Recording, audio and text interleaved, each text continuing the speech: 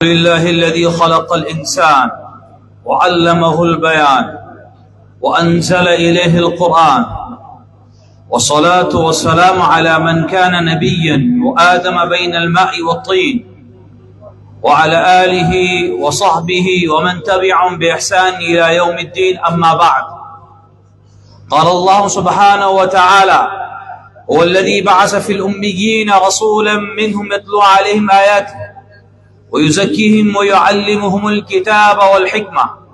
وقال النبي صلى الله عليه وسلم: طلب العلم فريضة على كل مسلم. وقال النبي صلى الله عليه وسلم: من طلب العلم كان كفارة لما مضى. وقال النبي صلى الله عليه وسلم: من جاءه الموت وهو يطلب العلم ليحيي به الإسلام فبينه وبين النبيين درجة واحدة في الجنة، او كما قال علیہ الصلاۃ والتسلیم.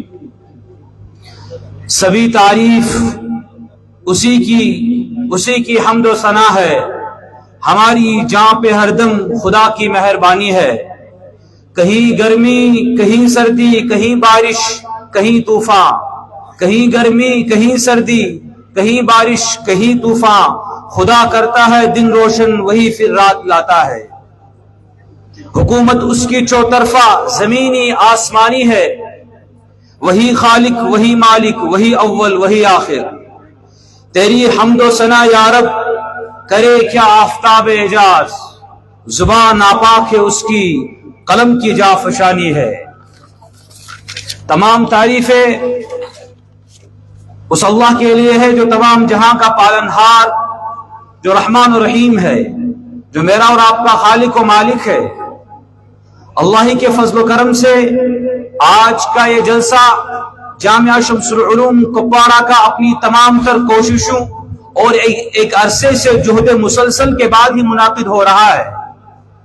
حضرات مہمانان اعظام، علماء کرام، حاضرین جلسہ، آج اس عظیم الشان جلسے میں جامعہ کے ذمہ دار، اساتذہ، طلبہ اور احباب مرکز المرشدین، آپ سب کا دل کی اتھا گہرائیوں سے استقبال کرتے ہیں. آج کا دن اہل جامعہ کے لیے یوم عید ہے، کیونکہ آج اس کے صحن چمن میں ایک اپنی قد آور شخصیت، ایک ایسی قد آور شخصیت اور علم و عمل کا ایک ایسا گل ہزار رنگ قدم رنجا ہوا ہے، جن کی آمد کی تمناؤں میں ہم نے کتنی ہی بے قراریوں کی کروٹیں بدلی، آج جبکہ وہ آ پہنچے ہیں. استقبال کی خاطر ہماری آنکھیں ہی نہیں بلکہ دل فرش راہ ہے، کیونکہ یہ خوشکن گھڑیاں اور یہ مسرت آمیز لمحے بار بار میسر نہیں آتے. ہزاروں سال نرگس اپنی بے نوری پہ روتی ہے، بڑی مشکل سے ہوتا ہے چمن میں دیدور پیدا.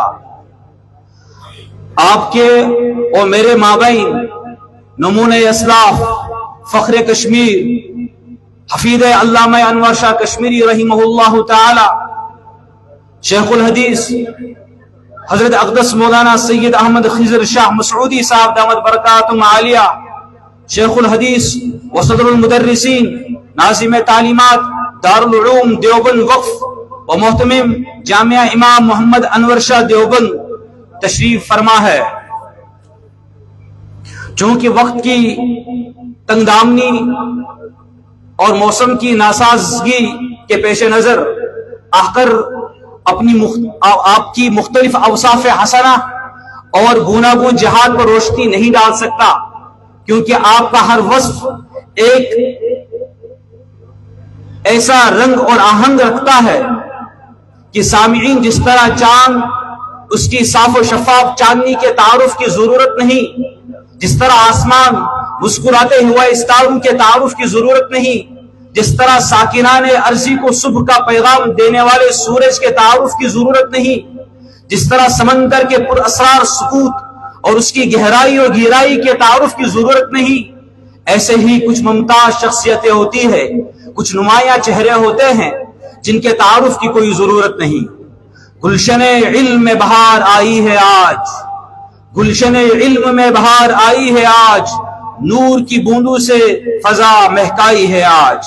حضرات حاضرین، آئے اس جلسے کی آخری نشست کا آغاز شہنشاہوں کے شہنشاہ کے کلام سے ہوگا، عالمین کے رب العالمین کے قول سے ہوگا، اس اعجاز سے ہوگا جس کے اعجاز سخن سے سخندانوں کی تخیلات کو جھنجھوڑ کر رکھ دیا گیا، اس کلام سے جس میں مقناطیسی کیفیت ہے جو دلوں کو کھینچتی ہے، وہ راگ ہے جو اندر کی تاریکیوں کو منور کر دیتی ہے، وہ کیفیت ہے جس کو سن کر شجر و حجر بھی جھومنے لگتے ہیں۔ ہے پیام صداقت کلام قرآن کا، کس قدر ہم پہ ہے یہ انعام قرآن کا۔ دشمنوں نے مٹانا تو چاہا بہت، پھر بھی روشن ہے دنیا میں نام قرآن کا۔ میں تلاوت قرآن پاک کے لیے جامعہ کے طالب علم محترم حافظ عابد اللہ کو دعوت دیتا ہوں، وہ تشریف لا کر جلسے کا آغاز تلاوت کلام اللہ سے فرمائے۔